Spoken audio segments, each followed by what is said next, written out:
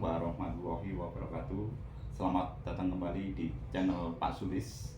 Hari ini kita akan menyelami kisah inspiratif seorang tokoh pendidikan yang telah memberikan kontribusi luar biasa di Kabupaten Probolinggo. Beliau adalah Bapak Haji Hasyim MPD, Ketua PGRI Kabupaten Probolinggo, yang perjalanannya dari seorang guru SD di pelosok sehingga beliau menjadi pemimpin organisasi guru yang menginspirasi. Kisah Bapak Haji Hasyim adalah bukti nyata bahwa dedikasi, kerja keras, dan semangat pantang menyerah dapat mengubah keadaan. Mari kita simak perjalanan inspiratif beliau. Terima kasih Pak Sulis ya. Ya. Al-Fakir Hasyim itu pertama diangkat menjadi CPNS ya, di sebuah lembaga di sekolah SDN Jepoko 2 di Pegunungan ya, yang saya sama sekali tidak pernah dengar ya, desa itu tidak pernah dengar. Begitu terima SK di SDN Jepoko 2 Kecamatan Sumber ya, karena itu merupakan suatu itikat kami masuk daftar sebagai guru, maka ya kami langsung berangkat ya.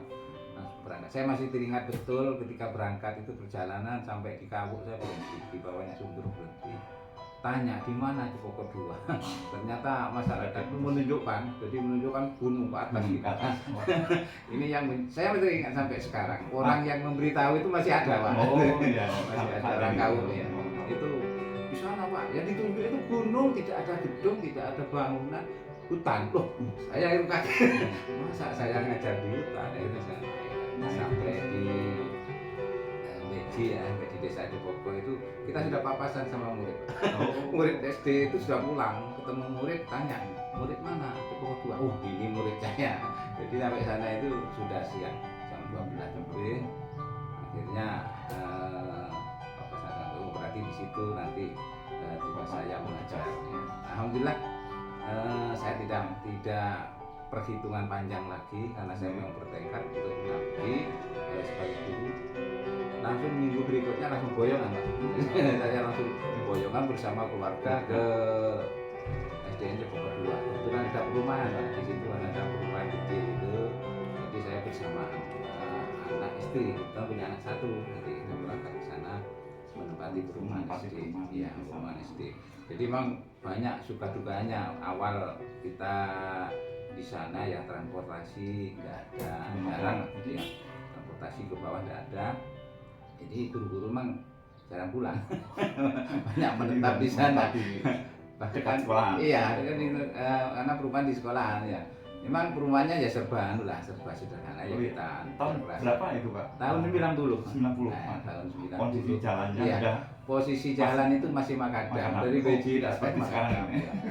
Jadi kalau naik mobil dari Bantaran ke Tempuran ke timurnya jalan kaki. Sampai ya 2 jaman lah jalan kaki. Keluar masuk hutan, waktu itu kiri kanan masih hutan. Jadi hutan pinus itu masih lebat kiri kanan itu ya. Sampai nyebrang sungai, jadi di situ ya kan ada bertekad, kami langsung menempati perumahan. Ya. Di sana kan memang di gunung ya, jadi dingin, Pak. Kami kan orang Lumbang agak panas ya, jadi sampai di sana itu ya satu kabupaten. Ya kabupaten, cuma Lumbang nggak panas itu. Ya, jadi di sana itu dingin. Jadi bagaimana supaya rasa dingin itu bisa kita atasi? Kebetulan guru pada waktu itu kan langganan koran. Oh iya. Langganan koran apa itu dulu ya. Ya. Zaman dulu. Iya, zaman dulu ya. Sekarang ini koran kan tiap hari ada. Nanti banyak koran-koran itu di sekolah itu koran bekasnya saya pakai tempel di perumahan. Jadi perumahan itu supaya angin tidak masuk. Iya. Wah, akhir hangat. Tambah kerasa. Kalau malam sudah mencapai puncaknya dingin, saya pakai kompor. Jadi kompor itu menghangatkan. Iya, kompor dinyalakan, atasnya dikasih seng. Jadi satu ruangan itu hangat. Jadi penghangat, bukan AC. Pakai penghangatnya pakai itu. Jadi itulah. Ya. Selama berapa tahun di sana saya 5 tahun, Pak. Jadi sama keluarga sudah. Ya, tapi sudah bawa keluarga. Jadi ke sana sudah bawa keluarga. 5 tahun bagaimana supaya harus kerasan di situ. Nah, jadi begitu saya menempati itu sudah manfaatkan lingkungan, Pak. Saya hari Minggu pun kita tidak turun, tidak pulang ya. Hari libur kadang-kadang ya Ya kalau sekarang kan berlibur dari tempat-tempat yang indah, karena sana sudah indah, jadi berliburnya ke Gunung Tuk. Ke Gunung Tuk itu ya, dengan dengan keluarga ke Gunung Tuk, jadi ke hutan itu. Jadi bersama teman-teman waktu itu kan tidak pakai kompor Pak, jadi kita pakai kayu. Jadi hari Minggu itu ke hutan cari kayu sesama guru. Jadi gitu hiburannya. Ya, alhamdulillah lah bisa langsung kerasan, saya langsung banyak komunikasi dengan warga, dengan pemuda, Pak, itu menambah kesibukan saya, Pak. Jadi selama 5 tahun jadi guru di SD Cipopon 2 ya, tentunya di situ. Itu Pak. Jadi dari Cipopon 2 Bapak Cipopon 2 saya 95 tiba-tiba dapat surat tugas, Pak.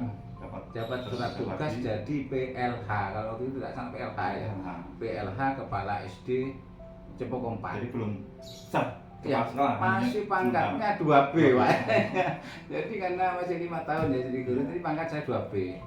Itu mendapat tugas jadi PLH SDN Cipopon 4. Ya, disitulah saya ya kaget karena emang ini sudah amanah ya, saya harus berangkat. Karena saya tidak membayangkan, ternyata jalannya SD Cipopon 4 itu belum ada gedung, ya. belum ada murid, lagi. belum ada guru. Jadi saya harus berangkat kemana? Tapi ya berangkat saja. Karena hanya dengar ternyata di SD Cipopon 4 itu suruh mendirikan di timurnya Gunung Tuk. Nah, di situ kan ada masyarakat namanya Dusun Wonolugo, Pak ya. Dusun Wonolugo itu masyarakatnya penduduknya padat tetapi terisolir. Nah, sebelah selatannya gunung, baratnya gunung. Sehingga di situ tuh ya satu angkatan itu tidak sekolah, tidak ada yang sekolah. Anak-anak itu memang sudah ya lahir ya hanya dewasa gitu aja. Pokok sehat selamat ya tidak ada pendidikan ya. Di situ kan saya merasa terpanggil ya. Saya masih ingat Pak ketika dapat surat tugas PLH itu saya cari hari yang baik berangkatnya. Hari Jumat lagi saya berangkat, lagi berangkat ya kan masih keluar masuk hutan juga ya ke Wonolugo. Saya harus ke rumah siapa ini kan ada gedung, tidak ada sekolah. Ada sekolah. Saya berpikirnya ini harus ke rumahnya Pak RT. Saya datang ke rumahnya Pak RT. Datangi Pak RT. Pak RT satunya itu ya kenal baik sampai sekarang Pak RT yang masih hidup. Saya nyampaikan ini bukan buat sekolah. Akhirnya Pak RT itu gembira, Pak, senang. Oh iya Pak Guru, ini memang butuh Pak Guru. Akhirnya jenengan hari Senin bawa anak-anak di sekitar sini. Akhirnya Senin itu saya datang, kumpul di saya janjian di rumah penduduk Pak, namanya Pak Suwarti. Itu saya ada rumahnya di baratnya SD itu di Pertigaan gitu. Kita janjian di sana sama Pak RT. Pak RT itu banyak bawa murid, bawa anak-anak Pak. Ya kalau sekarang kan orang namanya pendaftaran kan orang tua Pak. Ya itu yang menjadi sejarah ya bagi saya. Pendaftaran itu bukan orang tuanya tapi Pak RT yang bawa 3, besoknya datang lagi bawa 5, bawa tiap hari ada ya. 1 bulan saya di bulan Juli itu Pak, awal Agustus saya teringat Mas, sudah berjumlah 93 siswa. 93 siswa. Gurunya tidak ada, gedungnya tidak ada, yang ada cuma murid. 93. Ini mau diapakan 93? Akhirnya ya saya melihat anak saya kumpulkan ya mulai usia yang belum waktunya SD ikut sampai mungkin usia SMP Pak. Yang belum pernah sekolah ya. Akhirnya kumpul di situ. Saya akhirnya membuat Pak manajemen kelas ya. Kalau sekarang kan manajemen kelasnya, kalau dulu tidak ngerti ada pokoknya yang paling besar saya jadikan kepala desa. Jadi tukang ngatur ya.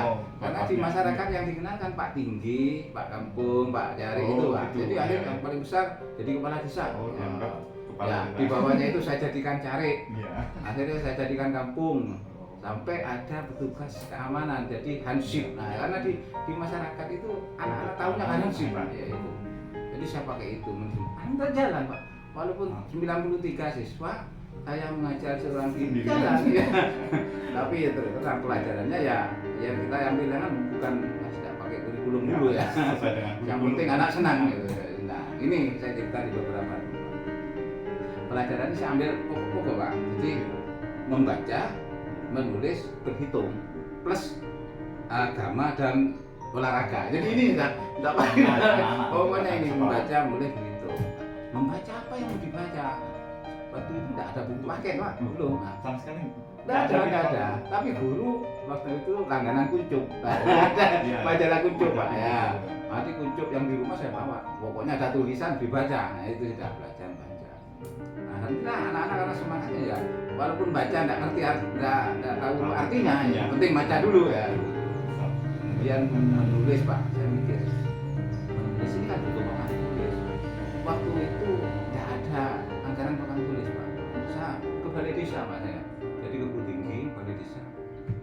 Ada papan tulis separuhnya, separuhnya di balai desa. Itu saya bawa Pak. Akhirnya saya bisa nulis pakai kapur itu ya. Ngajarin nulis anak-anak di situ. Kemudian berhitung. Nah berhitungnya ini menarik teori ini Pak. Yang saya ngajar hitung itu berdasarkan apa yang anak-anak lakukan. Anak sana itu kan senangnya main itu Pak, main apa istilahnya ya Kak? Soto. Kayu pendek sama kayu panjang, apa itu namanya? Jentik kalau namanya ya. Ya. Jadi tiap hari itu ada pelajaran main itu. Nah, itu kan gini kan, kemudian menghitung kan Pak ya, menghitung 1, 2, 3, nah, dijumlah, dikurangi ini. Jadi di situ anak-anak senang Pak. Kebiasaan. Iya, kebiasaan. Jadi tiap hari ada pelajaran main itu di halaman main ini ya. Jadi kelipatan, mengurangi, kalikan. Jadi disitulah anak-anak matematikanya. Ya bukan terlalu aneh. Pokok ya nambah, ngurangi, kalikan itu. Ya. Sejumlah sifat begitu banyaknya kan dikerjakan sendiri. Jadi yang besar-besar itu membantu dan olahraga Pak. Ini alhamdulillah olahraga ternyata anak-anak waktu itu ya pokoknya kita punya sarana bola ya, bola voli terutama ya, bola voli itu sudah aman. Jadi anak-anak sudah tidak akan liar pegang bola ya. Di timurnya itu tanjakan Pak, tanjak gini ya. Jadi anak-anak itu tak suruh serven dari bawah ke atas, kuat-kuatan serven tiap hari. Bolanya ngelunduk sendiri ya. Jadi anak sana itu kelas 3 sudah jadi pemain tingkat kabupaten. Jadi pemain dikirim, iya tim putri mewakili Kabupaten Probolinggo kirim ke Jawa Timur. Itu sudah mulai kelas 3 tim putri itu. Sudah sampai ke Ponorogo pernah, Tuban pernah, Banyuwangi pernah. Jadi anak-anak sana. Nah, sekarang orang tua-tua sana emak-emak itu banyak bekas pemain. Sekarang seneng-seneng main. Ya, gitu. Jadi itu sampai ke sana. Dan awalnya jenengan bangun di sana itu berapa lokal? Nah, ya gini lah. Nah, itu juga ada dokumen foto ya. Saya 93 siswa itu kan ada satu ruang tamu yang kita pakai. Ruang yang lain itu saya ada rimbunan kopi, ada kebun kopi. Iya, ada kebun kopi di halaman rumah itu. Di bawah kebun kopi itu daunnya kita bersihkan, kemudian kita buat kayu tempat duduk melingkar dari bambu. Jadi anak-anak belajarnya di situ, menulis ke bunda temannya, duduknya di situ. Kita ngajarnya di luar gitu. Jadi enggak seneng kok anak-anak itu ya. Kemudian di tahun ketiga itu ada kandang sapi besar, sapinya hilang. Itu punya warga, sapinya hilang kan. Akhirnya sapinya hilang, nggak ketemu. Kandang itu saya minta jadikan ruang kelas. Jadi ada 3 kelas akhirnya, ruang tamu di bawah pohon dan di kandang sapi itu. Ada fotonya masih ada. Jadi di kandang sapi kita rekam. Itu sudah 3 kelas jalan Pak. Jadi sudah pembelajaran sudah agak lah. Walaupun kemudian tahun keempat saya datang guru Pak. Ada namanya Pak Hardi ya. Iya Pak Hardiansyah itu yang sekarang jadi kepala sekolah. Jadi kita sudah berdua.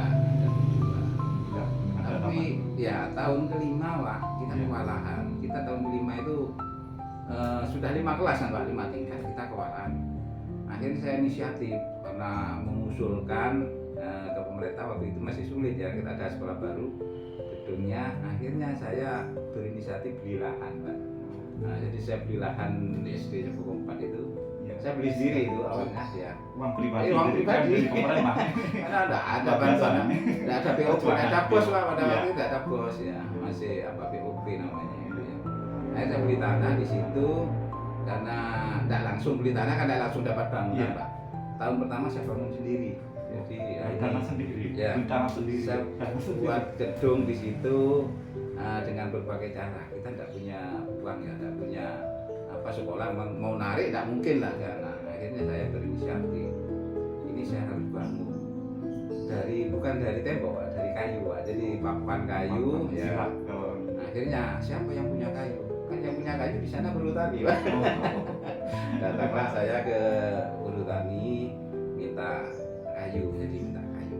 Dan diizinkan sisa-sisa yang tidak pakai, yang di dalam jurang, yang mundur ke jurang kan tidak diambil, Pak. Itu air suruh ambil ke saya. Dan yang panjang-panjang kita cari di hutan-hutan itu. Saya muat sendiri, Pak, itu, Pak. Saya sendiri iya. dari hutan. Saya kebetulan bisa nyetir, Pak. Akhirnya sewa truk di depan rumah. Saya truknya Pak Parmo itu malam itu. Saya sewa truk mengambil kayu karena kalau ngambil siang kan tidak enak, Pak. Takut ditiru orang lain gitu loh. Jadi ngambilnya malam. Jadi sewa truk saya setir sendiri. Yang naikkan saya ngecek Karang Taruna. Di Karang Taruna desa itu naikkan, Pak.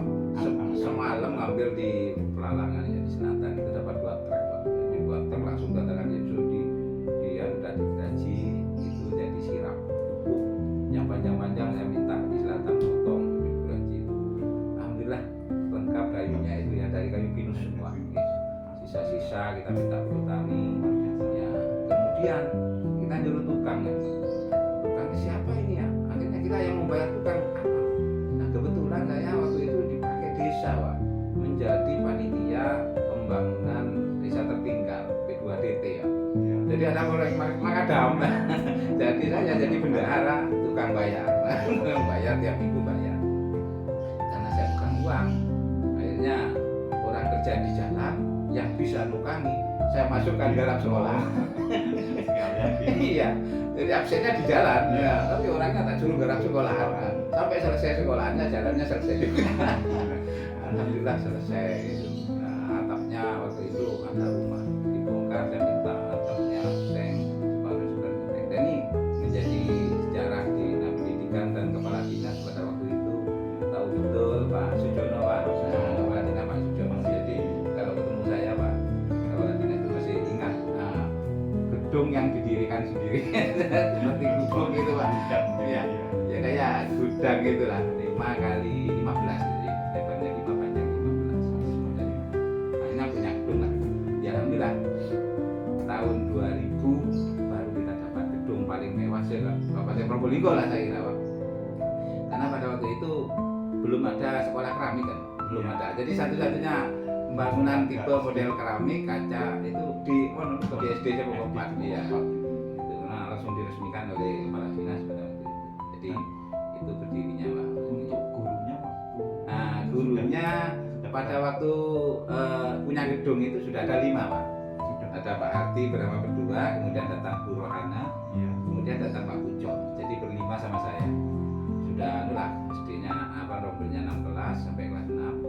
Akhirnya 5 orang gitu, Pak. Jadi alhamdulillah dengan diketahuinya oleh kepala dinas prospeknya di sana muridnya banyak, Pak. Iya, muridnya itu di sana pada waktu itu KB nggak berhasil. Jadi orang itu rata-rata anaknya juga banyak ya, Pak. Iya. Sampai sekarang kan masih masuk kelas besar lah.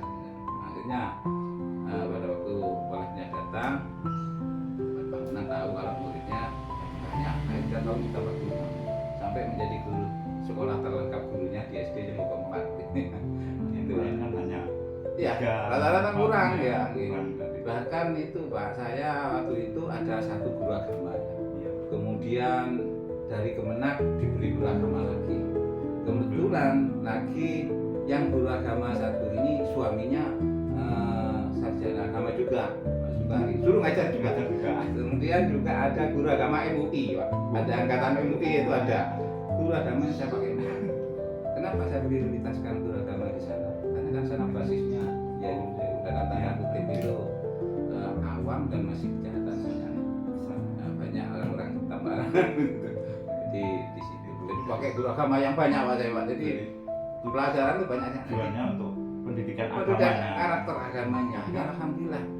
Kita tahu walaupun sekarang kan kita di sana di wilayah sana pengajian umum ya itu sudah hampir tiap minggu ada. Setiap bulan pasti ada. Di awal jangan masuk itu. Dah ada, Pak. Itu hajatan yang nangkap Tayub itu, Pak. Tayub apa namanya? Jalan udah. Jadi arahnya sana. Sekarang sudah murid-murid saya itu banyak yang sekolah mondok, kemudian anaknya sudah buka di pondok kan.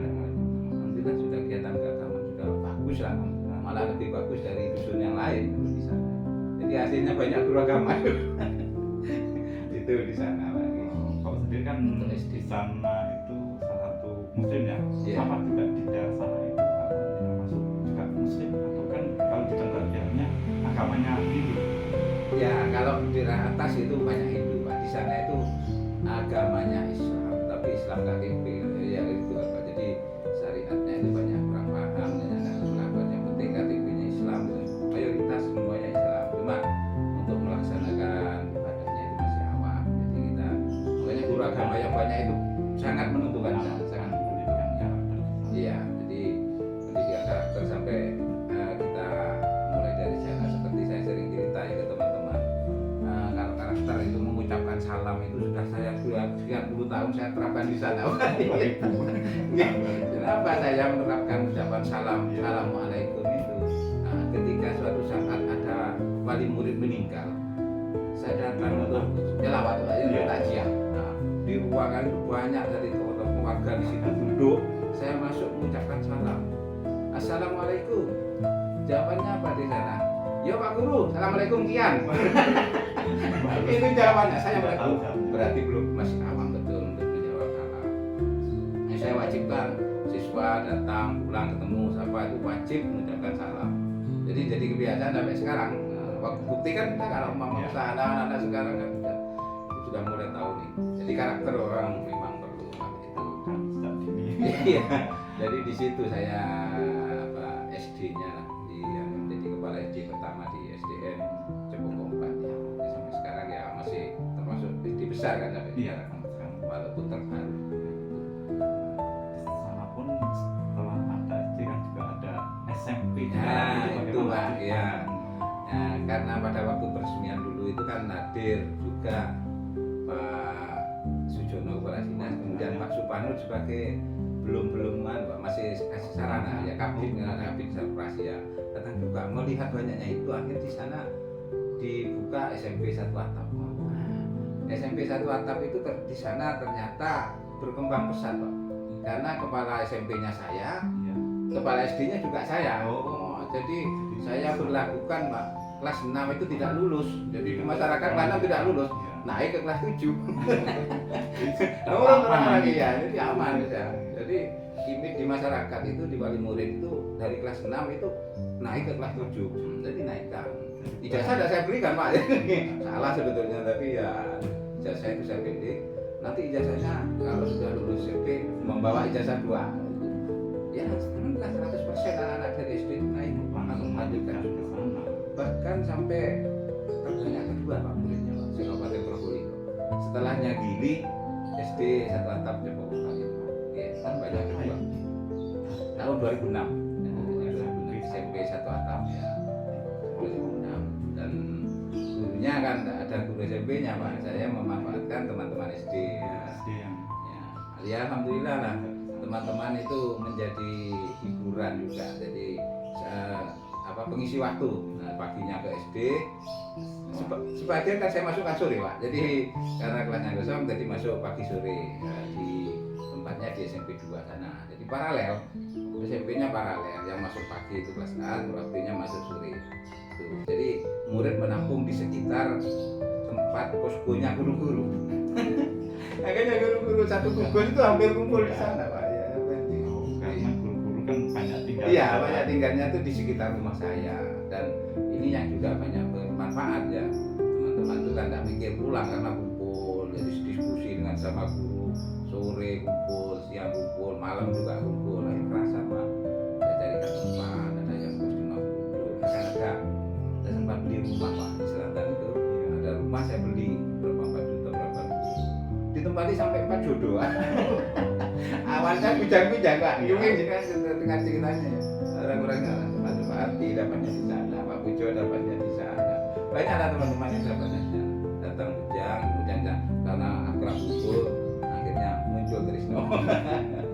Itu. Jadi tempati rumah, orang pindah semua, rumahnya sudah saya bongkar, saya wakafkan di masjid. Jadi itu awalnya dengan beli rumah Iya di sana gitu. Kira-kira jaraknya dari Cepongkompat ke rumah Sekitar 3 kilo Pak. 3 kilo jalan kaki Pak. Bareng gitu ya Pak, iring-iringan. Jadi depan, di ibu-ibu biasanya di depan. Jadi saya paling depan, kadang Pak Hardi paling belakang. Coba dua itu apanya. Jadi kalau Pak Hardi di depan, saya paling belakang. Ibu-ibu di tengah. Kenapa kok Iya. sering Iya, jalan setapak itu Pak nyebrang. Kenapa gitu? Karena penyelam pelihara anjing. Kadang-kadang di jalan Pak menjaga? Iya, jaga anjing. Bahkan pernah ini ya kejadian kan di Beji itu ada toko ya, warung itu jual gorengan. Apa itu kalau goreng? Akhirnya pagi beli itu dibawa ke sekolah, ketika jalan ketika itu 25 kalau tidak salah, berapa bulan. Akhirnya di tengah jalan itu baunya kan apa aromanya dikejar sama anjing. Dikejar anjing kan takut. Jadi itu yang disawah dibuat lempar. Setelah lempar teringat, makanan ya.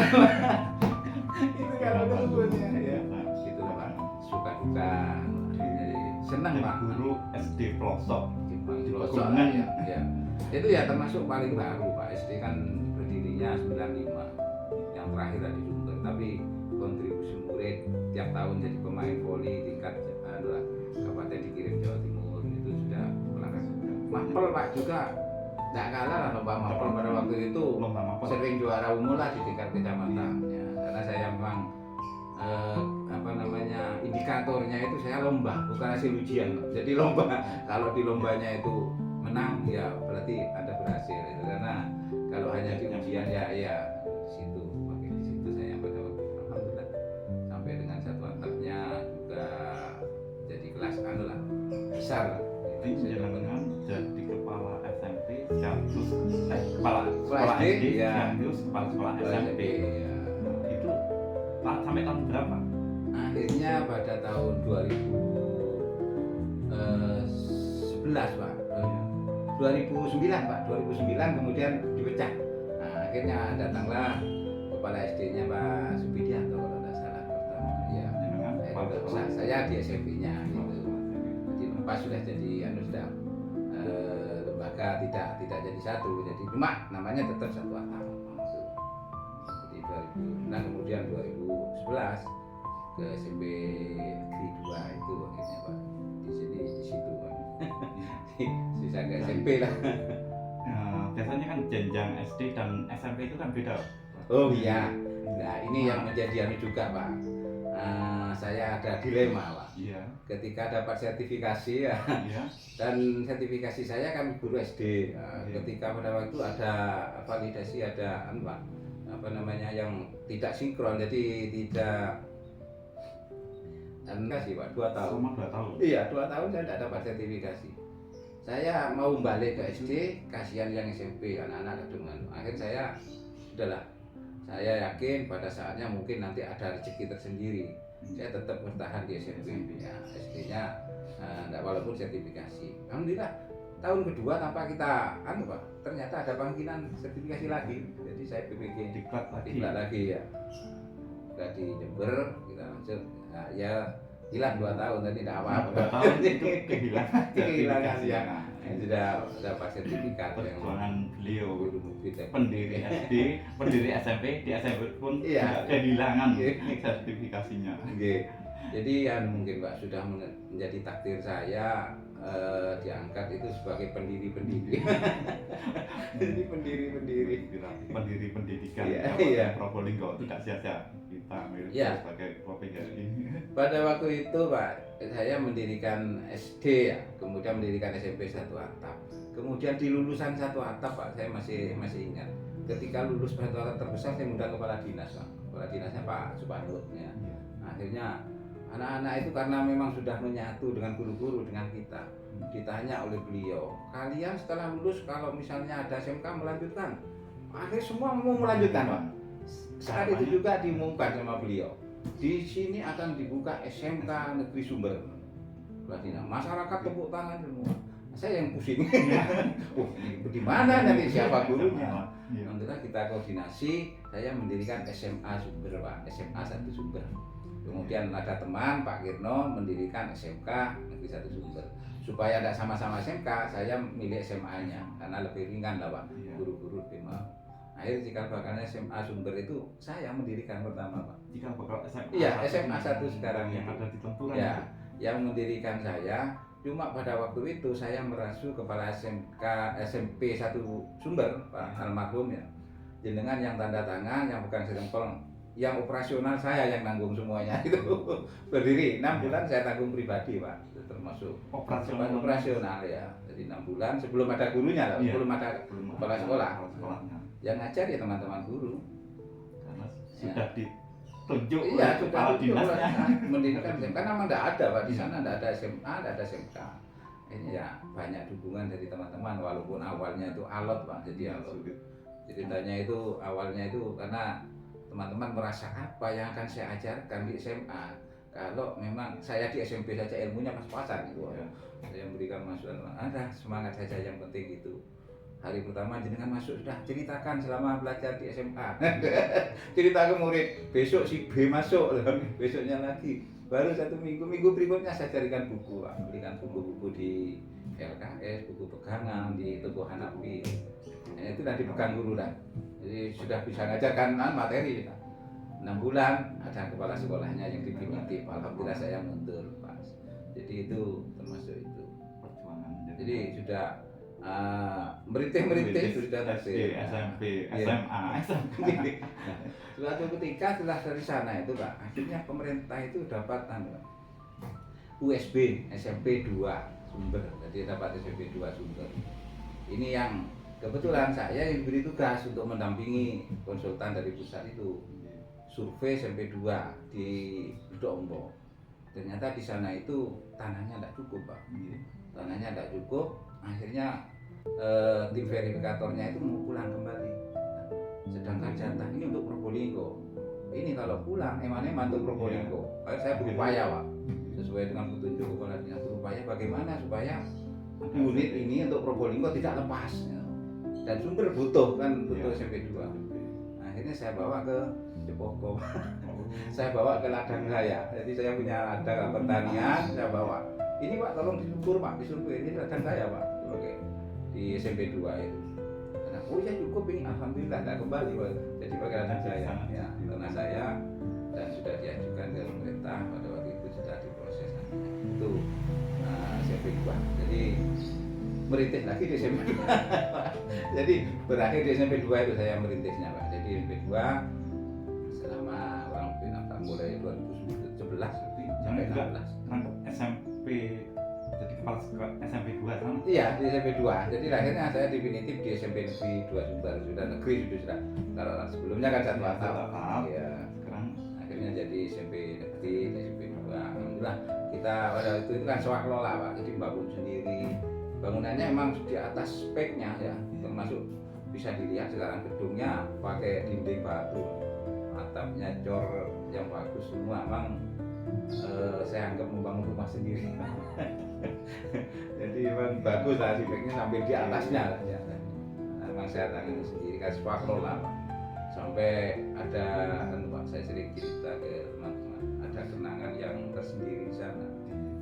Di SMP 2, ya di SMP 2 Pak. khususnya SMP 2. Yang terlibat dalam bangun sampai saya sekeluarga Pak. Keluarga itu saja. Suatu ketika itu besok mau peresmian toh, apa mau dikunjungi lah untuk akhir kegiatan itu. Saya bersih-bersih Pak. Jadi malam itu saya bersih-bersih sama keluarga, ngajak nyonya juga bersih. Kan kalau semen itu kan lengket di tempat mandi dia, wah di kusennya kamar mandi itu Pak, nggak kena. Akhirnya saya pulang malam itu mengambil air keras pakai HCL itu. Jadi kalau pakai itu nggak lepas ya.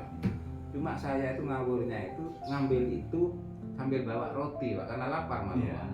Saya taruh di meja gitu. Langsung karena nyonya itu lapar ya, langsung di rotinya langsung dimakan. Habis makan roti kan haus Pak. Yang ada di sebelahnya itu air keras Pak. Air keras? Iya air keras. Sampai dibuka, nyonya mau diminum, saya baru noleh, saya yang bengok Pak. Itu umpama telat sekian detik, ya mungkin sudah beda ceritanya ya. Kan air keras mau saya pakai berdiri semen. Itu terselamatkan, itu masih ingat saya sampai sekarang. Itu malam puluhan malam Pak. Itu kenangan saya. Jadi ada nostalgia tersendiri lah di SMP 2. Pernah perjuangan di sana. Sampai bangunannya bagus, tamannya juga bagus. Itu di SMP 2 Sumber.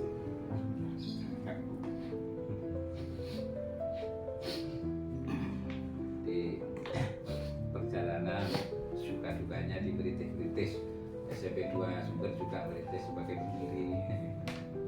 Tidak nyangka juga pada akhirnya di 2016 saya digeser ke SMP 1 Sumber. Oh, tahun 2016 16 ya. Oh, Ya, dimutasi ke SMP 1 Sumber ya. Di perjalanan tidak mudah Pak, saya geser itu bagi saya ya karena lebih jauh. Yang lebih terpukul itu bukan saya justru murid-murid Pak, murid-murid mempertahankan Pak. Terbiasa kumpul sejak dari SD, Iya, SMP. tapi mulai dari SD, SMP itu lah akhirnya mempertahankan saya, tidak boleh pindah sampai didatangi pengawas ke sana. Jadi pengawas sampai dialog sama murid-murid mempertahankan saya supaya jangan pindah karena sudah seringan lah tiap hari ya. Akhirnya karena murid-murid saya itu ibunya murid saya ketika SD, orang tuanya bapak ibunya murid saya ketika SD, jadi cucu. Jadi cucu, ya. Jadi memang gampang aturnya itu sangat mudah. Gitu. Karena ada kedekatan Emosional, kejiwaan itu memang orang tuanya semua itu ya rata-rata murid-murid saya ketika SD. pasrah ke Ya. jenengan. Pasrah betul, jadi mudah ngaturnya lah. Tapi ya tetap berangkat Pak, ke SMP 1 Sumber. Iya, jenengan kisah, iya, jenengan kisah atau cerita semenjak menjadi anggota PGRI di sana iya, ya. oke. Tahun berapa? Saya sebetulnya mulai dinas di Cepoko itu sudah menjadi pengurus Pak. Jadi pengurus di tingkat kecamatan, tingkat ranting awalnya, tingkat ranting kan ranting Cepoko, kemudian jadi mulai 2000 tahun 2000 Pak. 2000 itu sudah pengurus ranting, kemudian di pengurus cabang 10 tahun 2000 sampai 2010, kemudian di pengurus kabupaten SMP sampai 2015, 15 sampai 20 itu di pengurus harian dan sekarang jadi pengurus kabupaten gitu. Ini juga Mas. Jadi saya juga tidak nyangka orang-orang itu tidak ngira lah kalau saya sudah rumah di Sumber, saya tugasnya di Sumber kan sudah Iya. mungkin sampai pensiun ya. Iya. Sampai pensiun ya. Harapannya sampai pensiun. Nah, tak tahunya terakhir kita ada mutasi ke Leces Pak. Ternyata di Leces ini terakhir saya banyak tantangan. Tantangan alam. Jadi Leces ini memang ya akhir saya juga menyadari berarti saya manfaat. Di Leces itu tiap tahun itu langganan banjir. Iya. Banjir itu sampai iya. Kalau musim hujan itu bisa libur berminggu-minggu. Mana Pak air tidak bisa ngalir sama jadi alhamdulillah sekarang kita bisa mengatasi dan selama musim hujan ini sudah aman. Jadi kami tata sedemikian rupa saluran, bahkan saluran saya buat jadi kolam dan bisa tinggikan, kelas yang tertentu saya tinggikan. Aman Pak, alhamdulillah setahun ini sudah ya berkat bisa dan bisa Berkarya lagi sih. ya. Jadi Ini saya sempurna. meninggalkan SMP 1 Leces itu sudah ada hasilnya Pak. Jadi itu ada kebanggaan tersendiri bagi kami itu Pak. Jadi ya seperti itulah perjalanan sampai pensiun. Sampai Harapannya di kecamatan Sumber dipertahankan di sana Iya. sampai purna, senjata ditugaskan di ditugaskan keluar ya di Terus, Leces. Ya. juga menghasilkan tidak sia-sia. Karena saya maksimalkan Pak, kan sisa 1,5 tahun Pak. Saya 1,5 tahun harus ada target, jangan sampai kita hanya nyantai-nyantai pensiun, tidak ada hasil di sana kan kita ya tidak puas juga dari perjalanan hidup. Jadi maksimalkan selama 1,5 tahun saya memang harus berubah fisik itu. Jadi apa yang menjadi kendala selama ini harus selesai. Alhamdulillah selesai itu. Karena beliau selama bertugas di Sumber itu sudah menghasilkan ada rumah. Iya. Sudah tanah tadi yang digunakan, ceritanya kan yang digunakan untuk SMP 2 itu pun Iya. tanah beliau. Ya. Finansial yang dikeluarkan itu tidak Ya. untuk membuat SD pokok 4 itu pun beliau sendiri. Jadi kerjanya beliau itu bisa kita teladani punya lain. Bapak kan sampai saat ini masih menjabat sebagai ketua PGRI. Itu dari tahun berapa? Nah, sebetulnya ini sudah tahun terakhir Pak. Jadi kita di kepengurusan itu kan 5 tahun sekali. Jadi 2025 ini sudah tahun terakhir. Tapi ya kita berupaya bagaimana kita bisa membantu organisasi ini. Nah, karena organisasi itu bukan dibatasi dengan masa dinas Pak. Jadi di anggaran dasar, anggaran rumah tangga itu ada yang mengatur bahwa kalau pensiun berarti berhenti saja. Nah, bahkan banyak orang yang purna tugas itu berkarya. Nah, kalau saya secara pribadi bukan di pengurus atau bukan di mana ya, saya ingin mencurahkan ya sisa usia ini, ingin memikirkan bagaimana guru di Indonesia ini ikut memberikan kontribusi, memasukkan ya, berikan masukan bagaimana guru-guru di Indonesia ini bermartabat, sejahtera, terlindungi, itu menjadi komitmen kita. Karena kita tahu lah, guru menjadi seperti ini juga tidak terlepas dari hasil perjuangan PGRI, dan hasil perjuangan PGRI bukan berhenti sampai sekarang, jadi harus terus. Jadi sekarang sudah bagus, sekarang dapat TPG kalau memang kita tidak kawal terus ya, itu bisa jadi nanti akan merubah aturan, kan aturan akan berubah terus ya. Maka kita kawal yang sekiranya hasil daripada aturan barunya itu berpihak pada guru, kesejahteraan guru, ya, martabat guru, itu. Jadi ke depan kami ya tetaplah walaupun dimanapun posisi kita harus memperjuangkan nasib guru. Kita juga menurut informasi jenengan yang di awal perjuangan TPG itu kan ikut berjuang di Kabupaten Probolinggo. Ini ada salah satu tokoh yang bergerak sampai ke Jakarta. Alhamdulillah Pak, saya kebetulan ikut ya 2007 itu bersama teman-teman rombongan Kabupaten Probolinggo pernah ikut ke sana. Bahkan saya dari 5 orang itu masuk ke komisi 10 Pak. Jadi di dalam itu memang benar-benar Probolinggo itu ambil kontribusi, banyak bersuara. Jadi banyak bersuara. Dan saya bukan omong-omong ya, punya buktinya, saya punya rekam, memang saya dokumentasi.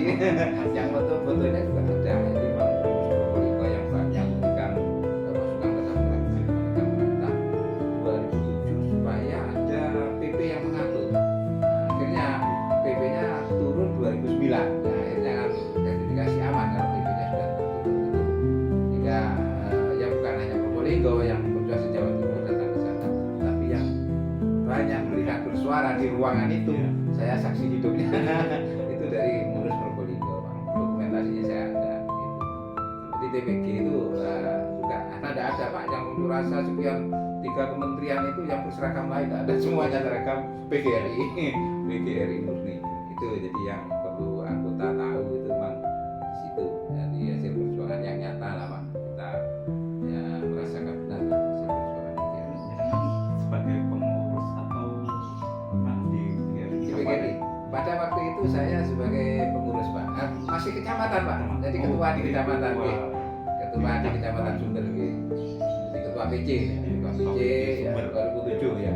Nah ini walaupun beliau masih ketua PJ, beliau masih sampai ke Jakarta. bisa sampai ke Jakarta memperjuangkan Indonesia. Ya, Indonesia ya, karena berhasilnya kita nikmati bersama. Indonesia itu sejarahnya TPG. Yang tahu sejarah Ya. atau bisa sampai kita semuanya. Ya, 2007 perjuangan 2009 turun, 2008 sudah cair, sudah dapat PP-nya belum turun. 2009 bulan Desember baru turun PP-nya, aman sudah Pak. Undang-undang guru dan dosen sudah ada PP juga, akhirnya aman sampai sekarang. Umpama undang-undang guru dan dosen itu dicabut Pak ya, kita tidak punya TPG, walaupun bentuk lain kan mungkin bisa jadi lebih besar, bisa jadi lebih kecil kan gitu.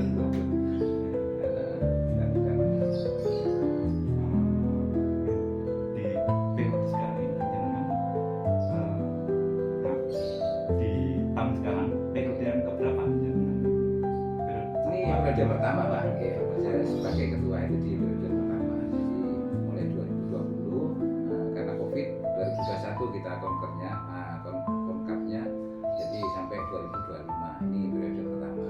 Kalau anggaran dasar itu sampai 2 periode biasanya seperti itu. Tapi ya saya menyerahkan kepada anggota Pak, jika ada orang yang lebih misalnya lebih bisa memperjuangkan silakan, saya bisa tolong dari belakang. Saya diberi amanah, kalau amanah itu memang harus ke saya ya saya lakukan gitu.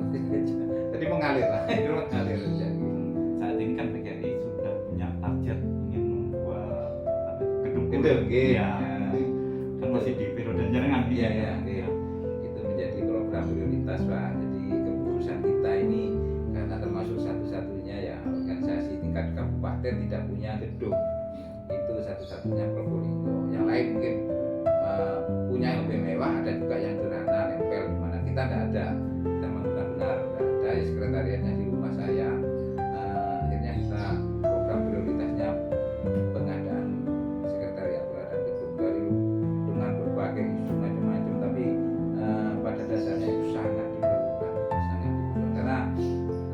dan prosesnya legal. Jadi mulai dari konker pertama, konker kedua sampai konker keempat itu hasil keputusan sidang komisi. Jadi memang sudah disempurnakan itu, bukan hanya kehendak pengurus, kehendak saya. Jadi saya justru melaksanakan amanah dari konker itu, melaksanakan itu. Memang berat ya, karena anggota kita itu kan memang macam-macam Pak, banyak kita memaklumi ya.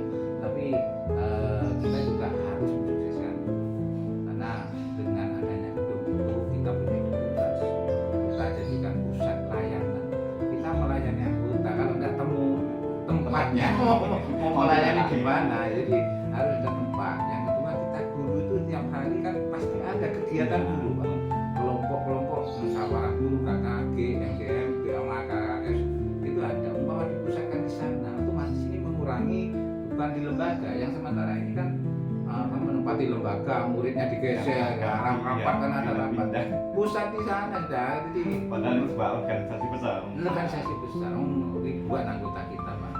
Yang tidak mampu ya kita jangan menolak ini, tapi mendukung. Mendukung kan bisa doa, bisa finansial. Pada saatnya sekarang dukung doa, besok punya rezekinya dukung finansial, gitu. Karena itu merupakan kewajiban sebagai anggota. Itu saya sarankan kepada teman-teman anggota, jangan kita pesimis jadi optimis, jangan menjadi apalagi menggembosi Pak. Ini eman-eman program baik di sekolah lain itu justru di kabupaten lain gedungnya bagus-bagus. Ya hasil swasta lah, kan kita bangga Pak. Jangan minta terus pada mereka sudah bebannya banyak. Kita mampu berbuat sendiri. Kalau digotong semua anggota ringan Pak. Jadi itu saya yakin ke depan kita kawal sampai sukses ya. Apalagi kita sudah desainnya sudah beredar, desainnya sudah jadi tinggal kita ya kekompakan teman-teman ya menyisihkan ketika punya rezeki itu ya doanya. Yang saya dengar kan jenengan sudah purna ini tahun berapa ya? Oke, jadi purna mulai bulan Februari Pak. Jadi purna mulai Februari ini, jadi kegiatan telah purna ini ya kedinasan sudah selesai, tapi kita lebih konsentrasi di organisasi Pak. Jadi lebih banyak waktu lah dia, lebih banyak waktu umpama rapat-rapat Surabaya ke Jakarta, kegiatan kan sudah bebas Pak. Jadi tidak ada kedinasan, tapi ya itu pokoknya selama kita sehat, kita berpikir saya ingin fokus bagaimana memperjuangkan guru-guru Pak, jadi guru yang bermartabat. Kita ya tahulah perkembangan zaman ini lah Pak. Isu-isu sekarang ini kalau tanpa ada perjuangan, tanpa ada yang memperjuangkan kok rasanya sulit lah. Itu yang kami lakukan sekarang. Yang menjadi sumber inspirasi di pendidikan ini siapa? Gini Pak, saya itu di pendidikan yang mulai awal, mungkin mulai jadi guru saya itu memang terlahir dari keluarga bisnis Pak. Keluarga bisnis itu hitungannya kan untung Pak. Iya. Untung itu jangan diukur dengan materi lah. Jadi apa yang saya lakukan harus bermanfaat, harus ada untungnya. Termasuk di sekolah, jadi guru saya harus manfaat bagi murid, harus ada perubahan dari murid, bukan hanya sekedar menggugurkan kewajiban. Itu yang prinsip saya Pak. Jadi sama untuk orang dagang kan, untuk rugi Pak. Kalau ada hasilnya, apalagi naik ke sumber ya, sampai di sumber terus kita keluar bensin, keluar tenaga, tapi di lokasi tidak ada hasilnya, itu rugi bagi saya itu. Jadi walaupun sedikit tapi ada kelihatan perubahan. Jadi di situ. Dan toko ya jadi inspiratif bagi saya ya, semualah yang memang kerjanya ikhlas itu saya ingin meniru gitu. Banyak itu, dan saya melakukan apa yang dirasa benar, menurut saya benar. Saya tidak cari dalilnya kalau tidak benar. Saya lakukan gitu aja. Tapi kalau walaupun dirasa benar, tapi kalau tidak manfaat saya agak malas gitu. Yang memang manfaat itu ya saya, karena manfaat itu bagi saya kerja ikhlas harus ada manfaat. Dengan manfaat itu bisa memberikan ketenangan bagi saya, ada kepuasan tersendiri. Bagi teman-teman yang masih muda dan angkatan baru, beliau bisa menjadi panutan dan contoh karena dedikasi beliau di pendidikan. Buat kita impor karena tanpa pamrih beliau berusaha memajukan pendidikan khususnya di Kabupaten Probolinggo. Kepada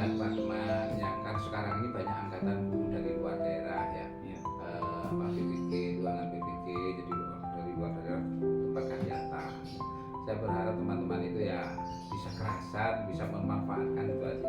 Karena awalnya saya sendiri seperti itu. Kalau misalnya memanfaatkan situasi sekitar, saya yakin ada manfaatnya itu di Suyo.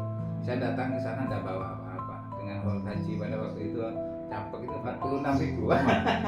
Awal itu 46.000. Saya sudah bawa keluarga. Tapi manfaat sekitar itu kita jadikan pendukung. Ini saya manfaat. Ya apa caranya di sana? Saya harus berasa, saya harus bisa hidup. Saya jadi tukang ojek loh, Pak. Saya jadi campak itu ojek, jadi keluar sekolah ya, keluar ngabis ngajar, kadang ngajar belum selesai udah ditunggu penumpang.